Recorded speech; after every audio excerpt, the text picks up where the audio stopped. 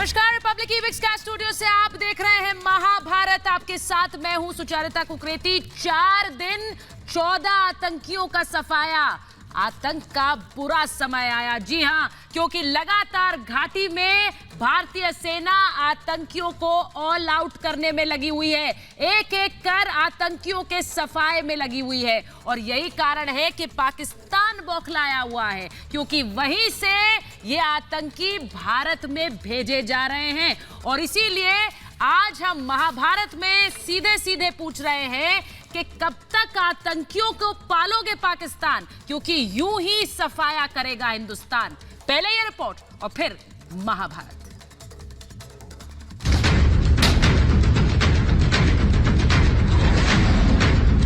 चार दिन में 14 आतंकी ढेर। जैश घबराया, हिजबुल बौखलाया। दहशतगर्दों का होगा सफाया।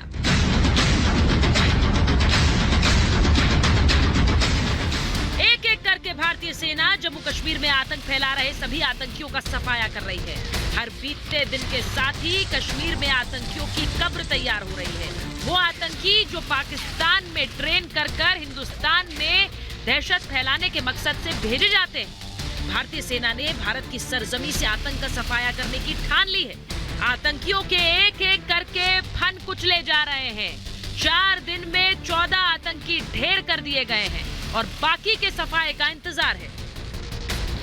These terrorists were involved in numerous notorious acts to include killing of Apple traders in trains last year, carrying out excesses on the local populace, threatening and harassment of innocent civilians, businessmen and shopkeepers. भारतीय सेना के जवान अब किसी भी दहशतगर्द को भारत में सिर उठाने नहीं देंगे। हिजबुल मुजाहिदीन और जैश-ए मोहम्मद जैसे आतंकी संगठन भारतीय सेना के ऑपरेशन से सहमे हुए हैं। आतंक के नाकाओं को समझ नहीं आ रहा कि आखिर वो क्या करें। भारतीय सेना के आगे सभी घुटने टेक चुके हैं। आतंक फैलाने वाले पाकिस्तान को अब समझ में आ रहा है कि उसके भेजे गए आतंकी किस तरह से भारत में नाकामयाब होंगे। इन आतंकियों को इनके पाप की सजा मिलेगी और वो सजा होगी सजाए मौत। Bureau report, Republic Bharat.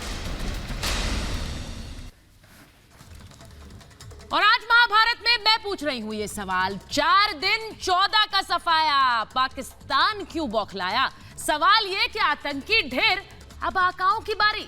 Mahabharat में मैं पूछ रही हूं कि 2020 का साल क्या बनेगा आतंक का काल? और सवाल मैं पूछ रही हूं, कब तक आतंकियों को पालेगा पाकिस्तान, क्योंकि यूं ही चुन चुन कर मारेगा हिंदुस्तान। मेरे साथ जो मेहमान हैं मैं उनका परिचय आपसे कराऊंगी। मेरे साथ बीजेपी के प्रवक्ता नेता सरदार आरपी सिंह जुड़ रहे हैं।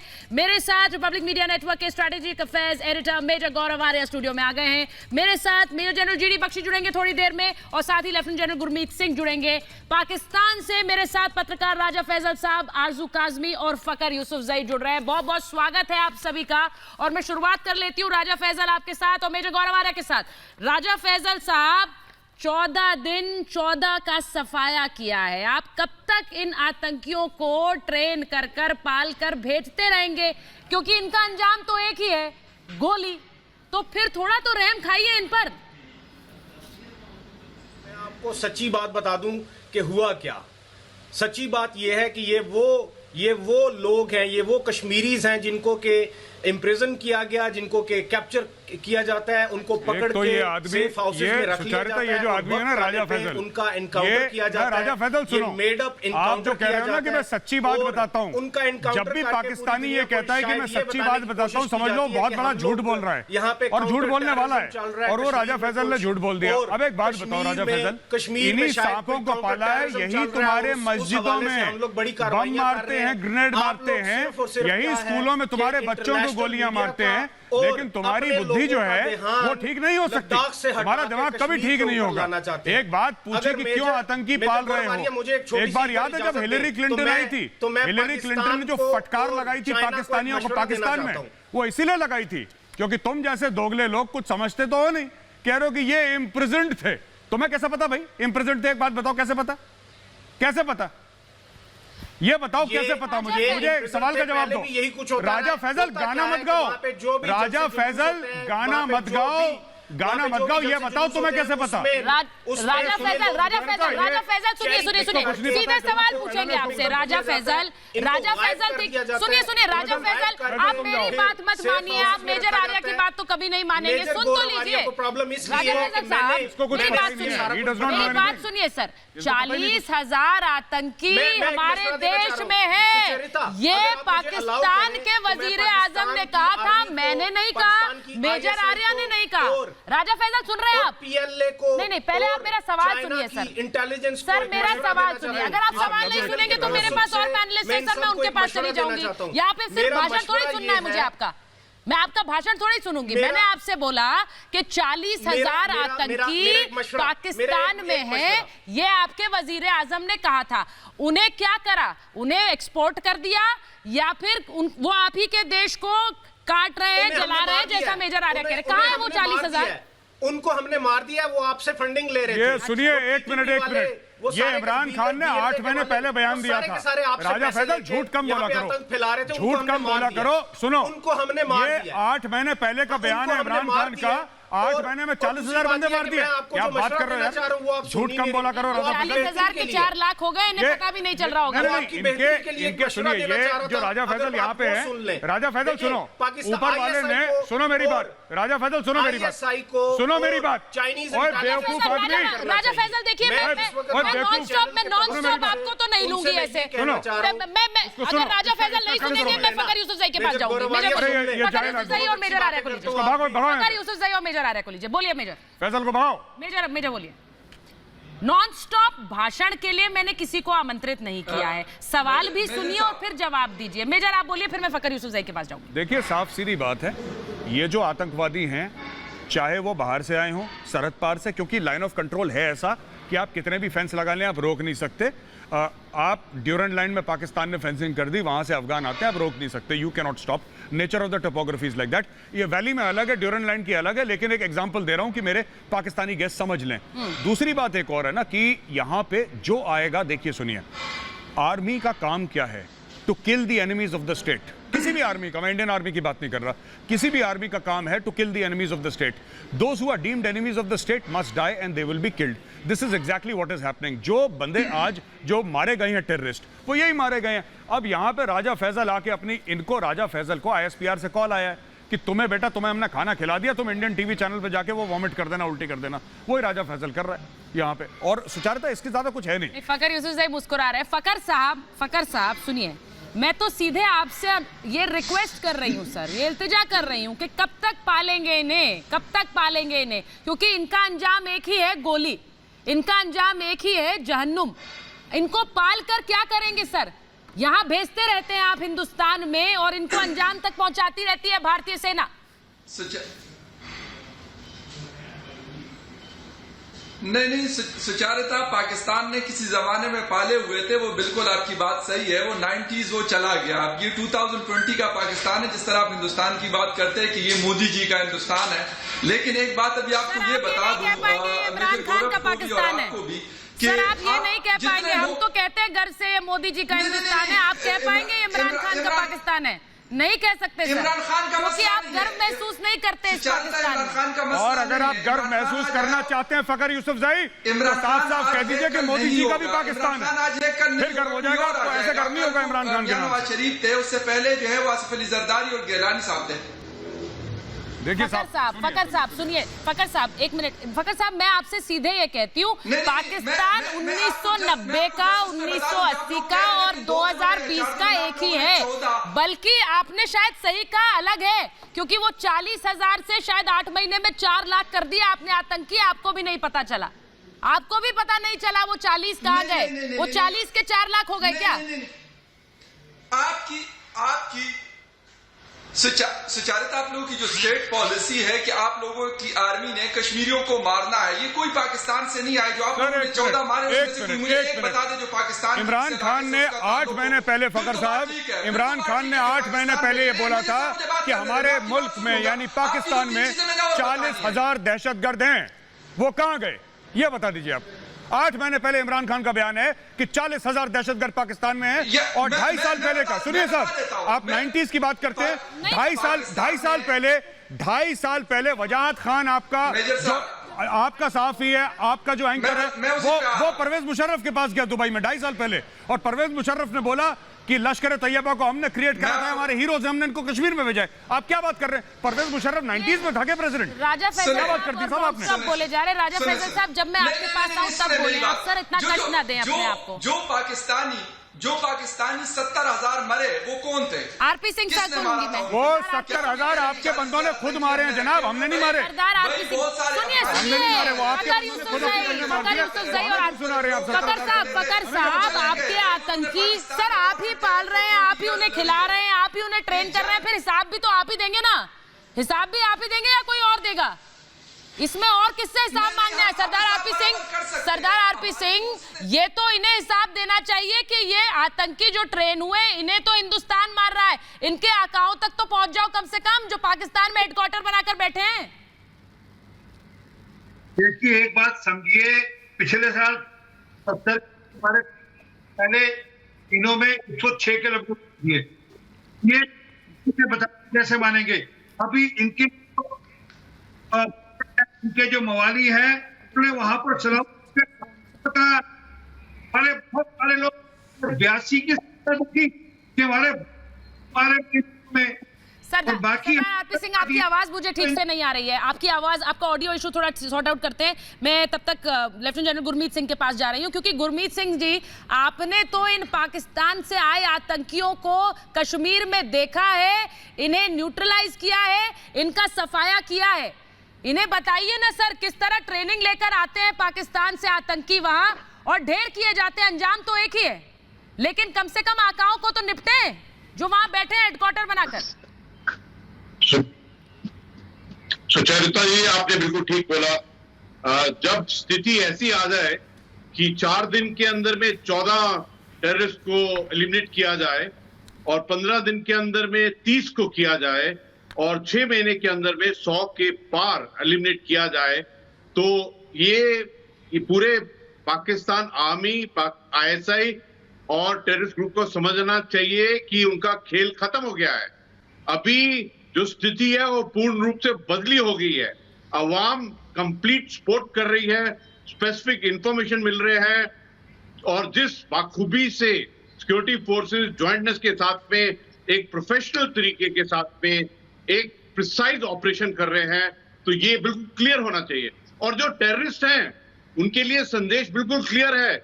अगर तो वो टेररिस्ट होगा पाकिस्तान से आया हुआ, तो अवश्य मरेगा, he will be killed, he will be eliminated। अगर वो लोकल टेररिस्ट होगा, उसको एक मौका दिया जाएगा सरेंडर करने के लिए। नहीं सर, देखिए मैं बिल्कुल क्लियर होना चाहिए पूरे टेररिस्ट को कि जो टेररिस्ट की शेल्फ लाइफ होती है वो बहुत लिमिटेड है, और अगर समय हो 2020 का, तो उनकी जो शेल्फ लाइफ है उससे भी कम हो जाएगी। शेल्फ लाइफ कह रहे हैं, इनको मतलब थोड़े ही है आतंकी जाए अपने आप को उड़ा ले और खत्म कर दे, और वहां पर बिल्कुल ठीक कहा आपने, फैला दे।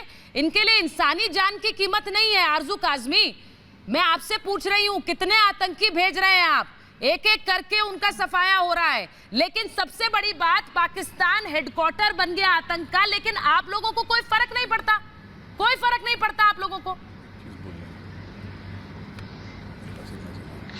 नहीं, देखिए, अगर कोई दहशतगर्द या कोई टेररिस्ट आता है भारत में, चाहे जहां से भी आए, पाकिस्तान से नहीं आ रहा, आपको बिल्कुल हक है कि आप उसे पकड़े, आप उसे मारे या जो भी करें, लेकिन इस तरह से मैम एक बात बताइए, हिजबुल मुजाहिदीन, जैशे मोहम्मद, मुझे बताइए, जैशे मोहम्मद, हिजबुल मुजाहिदीन, लश्कर तैयबा, ये टेररिस्ट आउटफिट के हेडक्वार्टर कहाँ है मैम? पाकिस्तान को ऐसा करके कोई फायदा नहीं। आरजू, आप कह रही है पाकिस्तान का कोई लेना देना नहीं है, Pakistan is a peace loving country, Pakistan is a peace loving country. उनको रोके, सुनिए ना, फिर लश्कर तैयबा, जैशे मोहम्मद, हिजबुल मुजाहिदीन, इनके हेडक्वार्टर आपके देश में क्यों है मैम? पीस लविंग कंट्री, बिल्कुल आपके देश में क्यों है? पीस लविंग कंट्री, आप मुझे बताएंगी? शौक नहीं है, मैं तो चाहती। मैम सैयद सलाउद्दीन कहाँ है? जैसे प्रोग्राम, मैम सैयद सलाउद्दीन कहाँ है? हम लोग मिल के, मैम हाफिज सईद कहाँ है? एनवायरमेंट नहीं नहीं, अब तो पीस लविंग कंट्री पर बात होगी मैम। इस तरह आरजू, अब तो पीस लविंग कंट्री पर बात होगी। मैं आपसे पूछ रही हूँ मैम, सैयद सलाउद्दीन कहाँ है, हाफिज सईद कहाँ है, जो इतने पीस लविंग लीडर्स हैं, ग्लोबल लीडर्स पीस लविंग, वो कहाँ है मैम? कहाँ पर है वो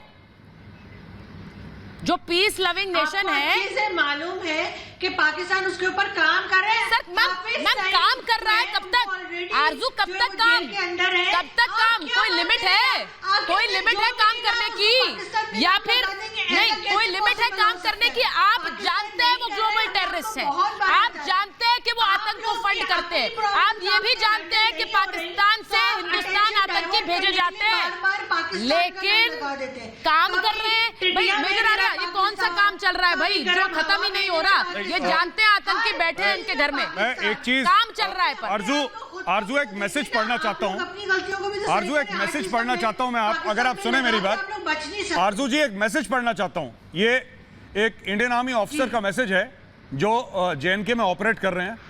उन्होंने लिखा है, आज सुबह की बात है, मॉर्निंग एनकाउंटर 2 मोर डाउन सर, टोटल 5। आज उन्होंने खबर दी है। फिर उन्होंने बोला है, intelligence is flowing like honey, intelligence is flowing, जो खबर है वो शहद की तरह बह रही है, locals are fed up of them. ये आज मुझे मैसेज आया और मैं कोट कर रहा हूं, ऑफिसर का नाम मैं नहीं ले सकता फॉर ऑब्वियस रीजंस।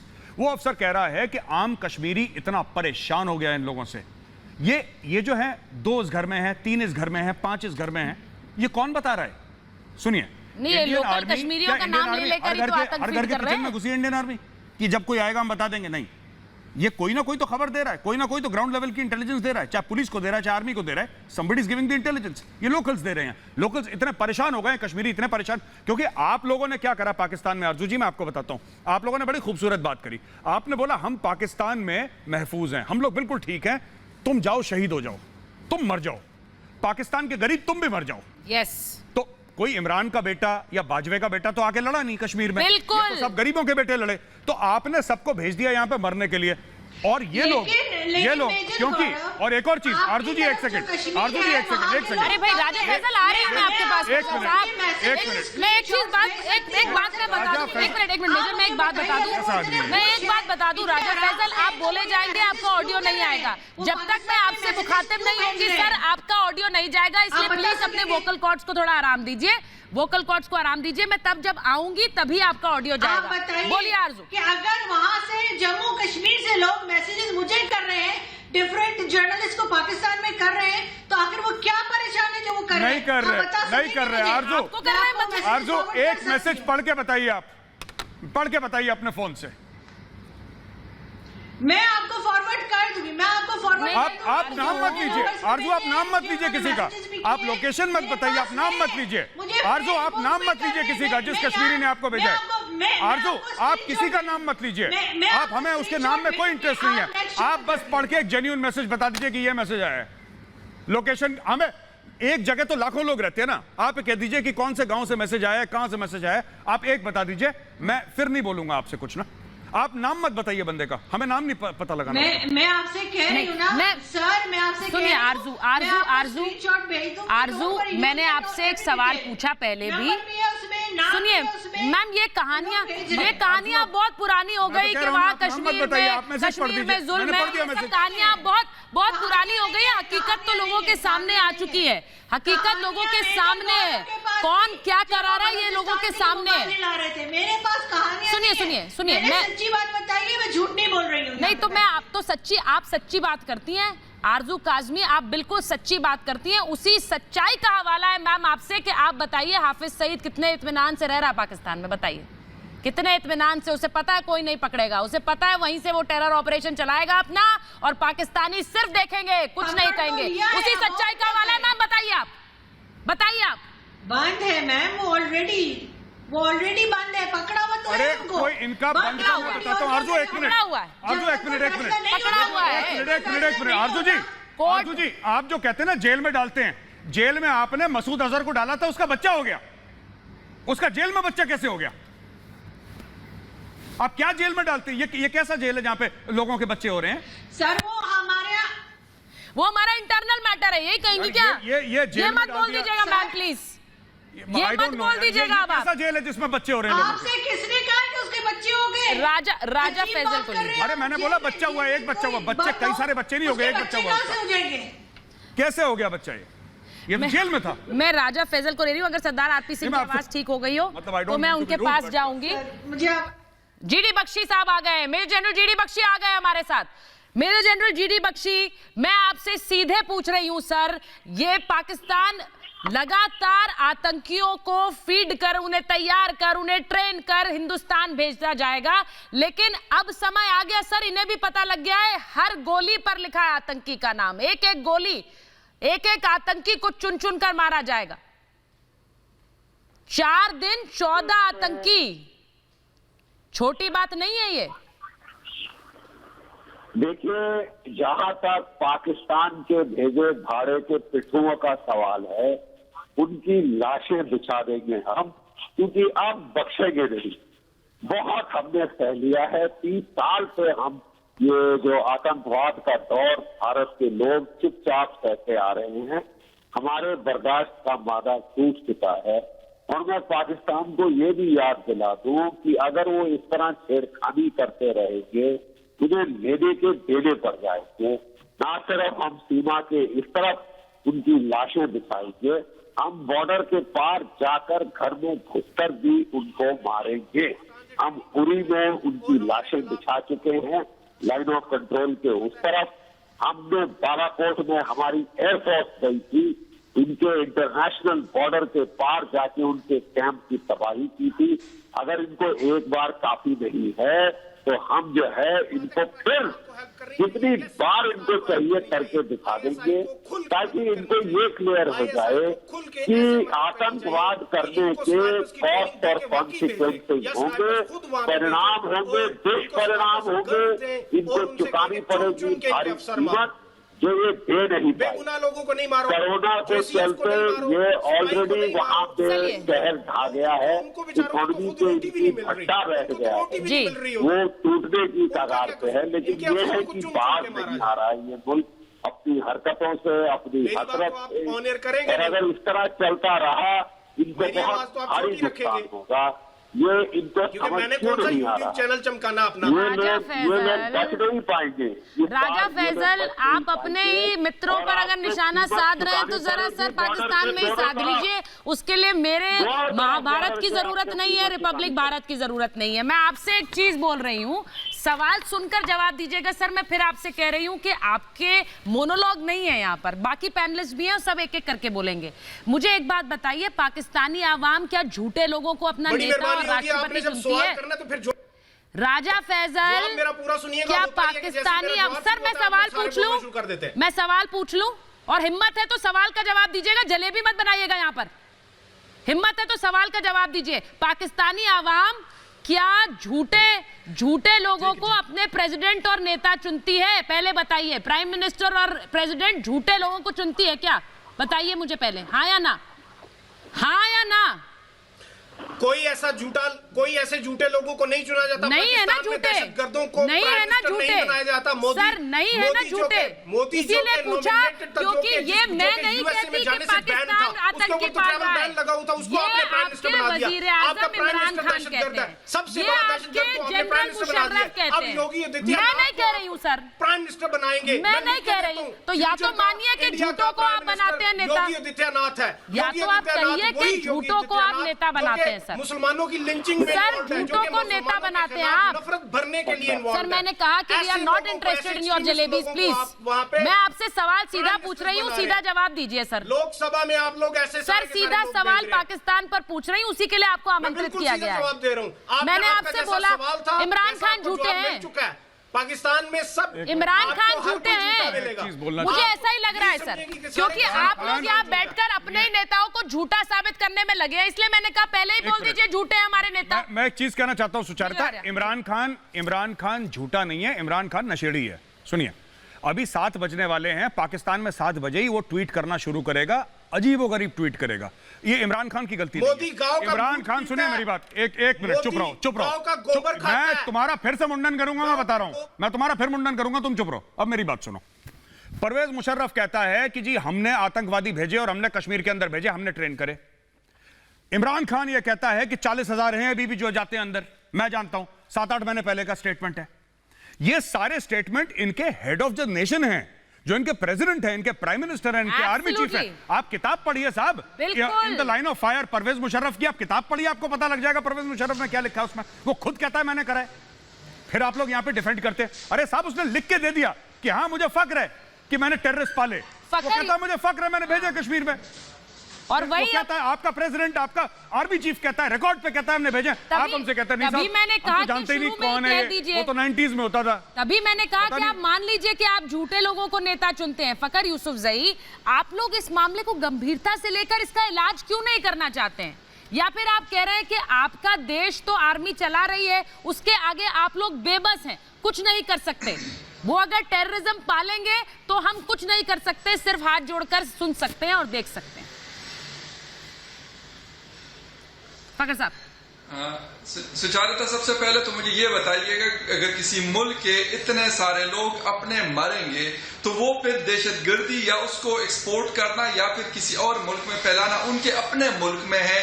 उनकी जो अपनी जाने इतने लोगों की गई है वो कहां गई? आप लोग सिर्फ हवाई बातें कर रहे हो। कश्मीर के अंदर आप लोग वहां पे उनको घेरा हुआ है, 7-8 लाख आर्मी लगाई हुई है, उनको आप गोलियां मारते हैं और मतलब सब जिसे कहते हैं इंटरनेट बंद कर दिया, ये कर दिया, वो कर दिया, ये करके देखें आप उनको ना ये कर सकते हैं। ये आप लोगों ने बड़ी कोशिश कर ली। एक मिनट मेरे साहब, एक सेकंड। जी आप बोले, कर ली, बंदूक भी इस्तेमाल कर ली, गोली भी इस्तेमाल कर ली, लेकिन उनको अपनी उनकी जो आइडियोलॉजी है वो खत्म आप नहीं कर सके, आप कर सकते हैं जितने मर्जी। आप जब तक आखिरी कश्मीरी को नहीं मार देते ना, उस वक्त तक आप नहीं कर सकते। ओके, अब मैंने आपकी बात सुन ली, अब मेरी बात पाकिस्तान के ऊपर एक मिनट सर, आपने बात कर ली ना, मेरी बात सुनिए फकर साहब, आपने अपनी बात कर ली।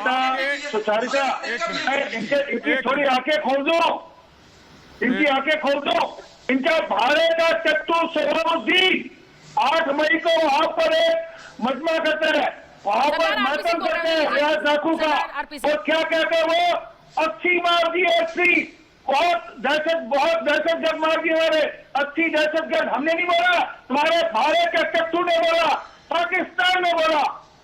अब मना करते हो हम नहीं भेजते 100 दिन तुम्हारे भाड़े का चट्टू, इसलिए मत बोलो कि हमने नहीं भेजे, ये समझते नहीं। जितना मर्जी आप अपनी पॉलिसी को आगे लेके चलिए, एक आदिवार एक पूरा हिसाब कर देंगे तो ठीक हो जाएगा मामला। कि आप लोगों को जरूरत है अपने आप को बहुत ज्यादा सिविलाइज, सबसे ज्यादा एजुकेटेड लोग अपने आप को कहते हैं। आपको अभी उदाहरण दे रहा हूं 8 मई का। सर सिविलाइज्ड और एजुकेटेड हम इसलिए हैं, मैं आपको एक बात बताती हूँ फकर साहब, मैं आपसे एक बात सीधे कहती हूँ, सिविलाइज्ड और एजुकेटेड हम इसलिए हैं क्योंकि हम इस तरह से ना तो आतंकी पालते हैं और ना ही ऐसे पीछे पीठ पर वार करते हैं। We believe in direct attack sir. हम ये पीछे छुरा भोंकने वाली हरकत में विश्वास नहीं रखते हैं, और यही होती है सिविलाइज्ड लोगों की पहचान। आपके हुकूमत के लोग क्या कहते हैं कि हमने 1971 में बांग्लादेश एक मिनट सरदार, आप किसी की बात रख रहे हैं, उसके बाद आऊंगी बात के बाद। एक मिनट टेररिज्म नहीं कहते तो क्या कहते हैं? एक मिनट सरदार साहब आप बोलिए। फकर साहब एक मिनट फकर साहब एक मिनट। सरदार साहब आप बात रखिए, आपको पता होगी ना। हाँ देखो बड़ी स्पष्ट बात है, मैं बड़ा क्लियर मैसेज दे रहा हूँ पाकिस्तान को। आप समझ लीजिए, आप जितने भेजोगे उतने ठोकेंगे और कोई कभी छोड़ेंगे नहीं। पिछले साल 400 किए थे, इस बार जितने भेजोगे उतने ठोकेंगे, कोई छोड़ेंगे नहीं। और यहाँ पर ये मत सोचेंगे आप भेजते रह सकोगे, उसका भी इलाज करेंगे। जहाँ से आप भेज रहे हो वहाँ पर भी ठोकेंगे। देखिए ये पूरी दुनिया जानती है और मैं इसको बहुत गंभीरता से उठा रही हूँ। मैं नहीं चाहती हूँ कि एक दूसरे के ऊपर चिल पुकार होकर ये बात हो। फकर साहब आप हंस भले ही रहे हैं, मुद्दा बहुत गंभीर है। मैं आपसे ये सीधा पूछ रही हूँ, आप क्या नहीं जानते हैं कि Syed Salahuddin is a terrorist? आप क्या ये नहीं जानते हैं कि Hizbul Mujahideen is a terrorist organisation? आप ये नहीं जानते हैं कि Masood Azhar is a global terrorist? आप ये जानते हैं कि नहीं जानते हैं? सर बस मुझे ये बता दीजिए। मैं बता देता हूँ ना। सलाउद्दीन साहब की आपने बात की, वो अपने आजादी की जंग साहब मत बोलिए, उन्हें मेरा दिल दुखता है। सर साहब मत बोलिए, सलाउद्दीन साहब नहीं है वो, सलाउद्दीन साहब नहीं है, आतंकी सलाउद्दीन है वो। साहब मत बोलिए ना, हाफिज सईद साहब बोलिएगा मेरे शो पर। साहब नहीं है वो, आतंकी है। They are terrorist. और ये जब आप इज्जत देते हैं ना, तभी आपका पर्दाफाश हो जाता है, तभी पर्दाफाश हो जाता है जब इज्जत देने लगते हैं इन आतंकियों को। दे आर टेररिस्ट, और टेररिस्ट को कोई इज्जत मत दीजिए यहाँ महाभारत में। They are terrorist. आप लोगों की मेंटालिटी का मसला, मेंटालिटी का मसला मतलब नहीं, मेंटालिटी का मसला मतलब आप आतंकियों को साहब बोले वो मेंटालिटी सही, आप आतंकियों को टेररिस्ट को साहब बोले वो मेंटालिटी सही है, हमारी मेंटालिटी खराब है। सर क्या बोल रहे हैं आप? मेजर आर्य और आरजू कासमी को लीजिए। आपके खिलाफ मैं एक बात कहना चाहता हूं। कहां से आई? फकर यूसुफजई जी ने यह बोला है कि वो कह रहे हैं कि सैयद सलाउद्दीन साहब, उन्होंने साहब करके बोला, ठीक है, आप एक काम करिए, आप साहब भी मत बोलिए, आप बोलिए सैयद सलाउद्दीन रहमतुल्लाह अलैह। आप उनको बिल्कुल सर पे बैठा लीजिए जनाब, मैं तो कह रहा हूं आपको, क्योंकि आपके आइडियल्स वही हैं। बिल्कुल। मौलाना मसूद अजहर रहमतुल्लाह अलैह, बिल्कुल, हाफिज सईद रहमतुल्लाह अलैह, यही हैं। वहां का खेल वही है, पाकिस्तान का बच्चों के आइडियल वही है। इसीलिए परवेज मुशर्रफ ने बोला था कि उसामा बिन लादेन हमारा हीरो है। परवेज मुशर्रफ ने बोला था वजाद खान की शो में कि हाफिज सईद हमारा हीरो है, मौलाना मसूद अजहर हमारा हीरो है, उसामा बिन लादेन हमारा हीरो है, लश्कर तैयबा वाले हमारे हीरो हैं। यह पाकिस्तान का प्रेसिडेंट बोल रहा है, यह पाकिस्तान का आर्मी चीफ बोल रहा है। तो जिस कंट्री का, जिस देश का, मुल्क का आर्मी चीफ और प्रेसिडेंट यह बोलता है कि उसामा बिन लादेन हमारा हीरो है, अब उससे हम क्या बहस कर रहे हैं? आप साहब कह रहे हैं, आप साहब तो बहुत छोटी बात है। ये हीरो तो फिर हीरो होता है यार, हीरो तो हीरो होता है। ये आपका साहब कहना फकर साहब, मैं आपको फकर साहब कह रही हूँ, सुन लीजिए।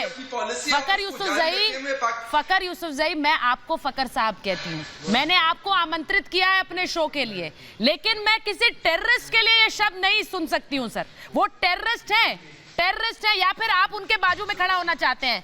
आप चाहते हैं कि सलाउद्दीन साहब और फकर साहब एक है, तो बता दीजिए मुझे, एक है क्या? मैंने कहा ना, नहीं, क्यों नहीं? वो तो इज्जतदार है सर, आपके बड़े इज्जतदार हैं। तो ये कहिए ना, सलाउद्दीन भी मेरे जैसे, जैसे सलाउद्दीन वैसा मैं, बोलिए ना जैसे सलाउद्दीन वैसा मैं। डिफिनेशन कैसे चाह रहा था मुझे ये बता देना। क्या डिफिनेशन है? टेररिज्म की वो बता देना, टेररिज्म की डिफिनेशन बता देना, फिर कहेंगे मुझे बता देना। टेररिज्म की डिफिनेशन बता देना, कैसे आप उसको टेररिस्ट कह रही हैं? इनकी आर्मी ने बताओ 71 के बाद कौन सी लड़ाई लड़ी है? 71 के बाद कौन सी लड़ाई लड़ी है? इनकी आर्मी में कम नहीं है। जीडी बख्शी साहब को लीजिए। जी सरदार साहब मैं आ रही हूँ आपके पास। सरदार साहब मैं आपके पास आ रही हूँ। जीडी बख्शी सर, मैं सीधे कह रही हूँ कि जब आतंकियों को जब आतंकियों को साहब करके बोला जाए तो आप खुद ब खुद बेपर्दा होते हैं। हेलो जी सर। हाँ देखिए, 4 बार पाकिस्तान ने जंग करके कश्मीर को हथियाने की कोशिश करी, 4 बारी उसके दांत तोड़ दिए गए। 1971 में जब पाकिस्तान ने ये कोशिश करी, ये दुस्साहस किया, उनके मुल्क के 2 टुकड़े हो गए। 2 टुकड़े हो गए। 93,000 कैदी यहाँ हमारी जो है प्रिजनर ऑफ वॉर कैंप्स में पड़ रहे थे। उनकी बीवियां चूड़ियां तोड़ के अपनी जो है भुट्टो साहब के घर के सामने वो प्रदर्शन कर रही थी कि हमारे आदमी वापस लाओ, हमारे आदमी वापस लाओ।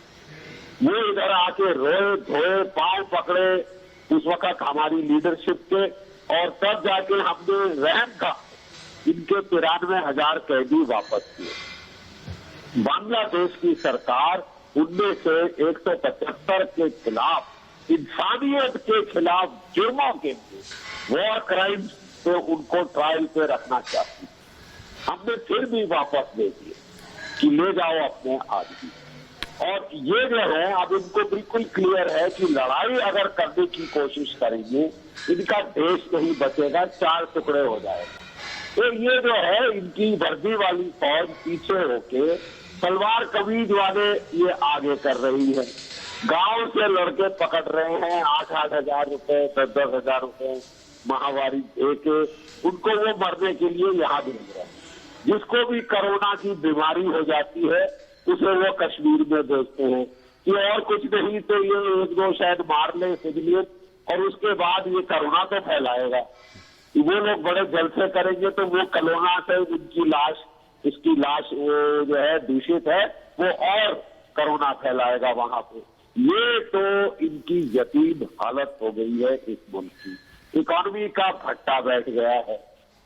और ये जो है, जब इनके प्राइम मिनिस्टर अमेरिका जाते हैं, वो रहम खाकर सऊदी अरेबिया के जो राजा साहब है, सर, ये भी तो एक बिजनेस है। दे देते हैं, क्योंकि वो कैटल क्लास में बैठ के जा रहे थे, इकोनॉमी क्लास में बैठ के। तो उन्होंने कहा कि साहब हमको बुरा लग रहा है। एक्चुअली हमको भी बुरा लगा कि साउथ एशिया का एक लीडर अमेरिका जा रहा है, उसकी हैसियत ये है कि वो कैटल क्लास में बैठ के जा रहा है। तो सऊदी अरेबिया के राजा ने इनको दिया अपना जहाज, और ये वहां जाके चौधरी बन गए। ये सऊदी अरेबिया और ईरान के बीच में पीस टॉक कराने की कोशिश